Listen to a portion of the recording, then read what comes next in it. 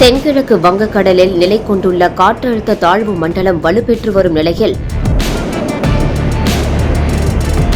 நாகையில் 50 மீட்டர் தூரத்திற்கு திடீரென கடல் உள்வாங்கி இருப்பது அப்பகுதியினரிடையே அச்சத்தை ஏற்படுத்தியுள்ளது.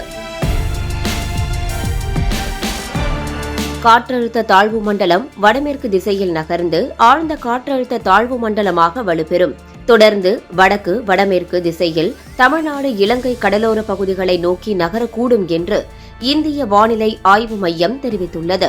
முன்னெச்சரிக்கை நடவடிக்கையாக டெல்டா மாவட்டங்களான மயிலாடுதுறை, நாகை மற்றும் திருவாரூர் ஆகிய 3 மாவட்டங்களில் இன்றும் நாளையும் அதிகனமழைக்கான ரெட் அலர்ட் விடுக்கப்பட்டுள்ளது. அதேபோல் வானிலை சூழல் காரணமாக சென்னை, கடலூர், நாகை உள்ளிட்ட 9 துறைமுகங்களில் 1ஆம் எண் புயல் எச்சரிக்கை கூண்டு ஏற்றப்பட்டுள்ளது. நாகை மாவட்டத்தில் அதிகனமழைக்கான ரெட் அலர்ட் விடுத்துள்ள நிலையில் நேற்று இரவு முதல் வேதாரண்யம் சுற்றுவட்டார பகுதிகளில் சாரல் மழை விட்டுவிட்டு பெய்து வருகிறது. கடற்கரை பகுதியில் திடீரென பலத்த காற்றும் வீசுவதும் அமைதியாக மாறுவதும் என்று சூழல் இருந்து வருகிறது.